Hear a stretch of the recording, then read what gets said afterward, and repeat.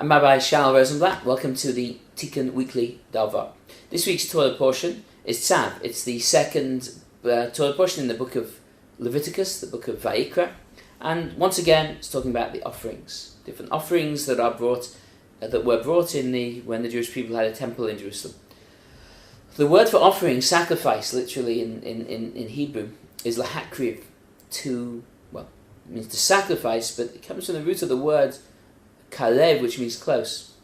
And then it's a hifil form, which means to bring close. So on the one hand, there is the idea that we're bringing an offering close to God, but I want to share with you an additional idea that I heard from Rabbi Chaim Levine, a colleague of mine, this week.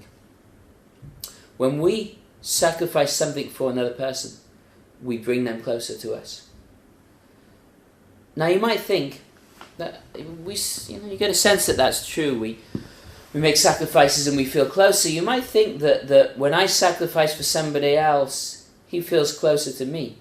But that's not really the way it goes. And the classic example is parents. Who makes the sacrifices? And who feels closer? Funny as it might seem, and we might not like this idea even, but the truth is that when we make sacrifices for other people, the true recipient is ourselves.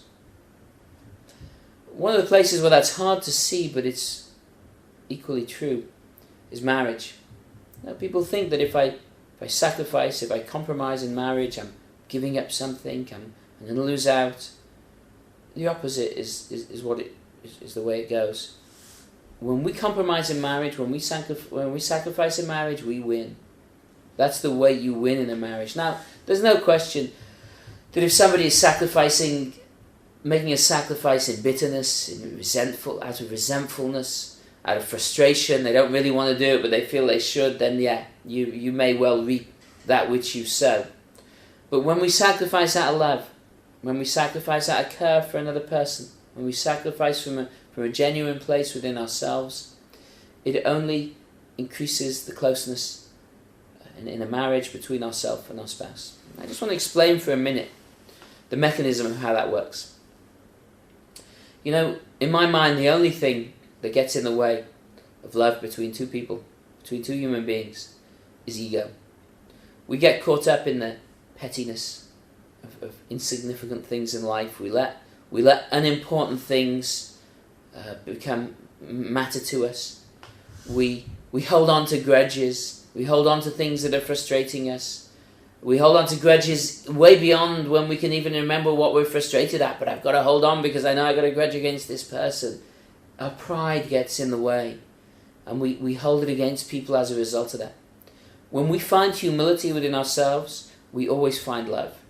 When we can move beyond our own self-importance, then that love which is burning always within ourselves rises to the surface automatically. When we make sacrifices for others, it humbles us. When we compromise, we feel more humble. We don't need to do anything actively to draw ourselves closer to other people. We just need to stop getting in the way. And it's our pride and our ego that gets in the way of our relationships with other people. And so in marriage, when we sacrifice in our marriages, it humbles us. And those sacrifices that we make in our marriage are those precious, precious moments that draw us closer together and make us feel a deeper sense of love for each other. And an offering to God as well, a sacrifice to God also. God doesn't need our sacrifices. He doesn't need us to bring a cow on his altar so that he can have dinner. That's obviously the case. He's an infinite being.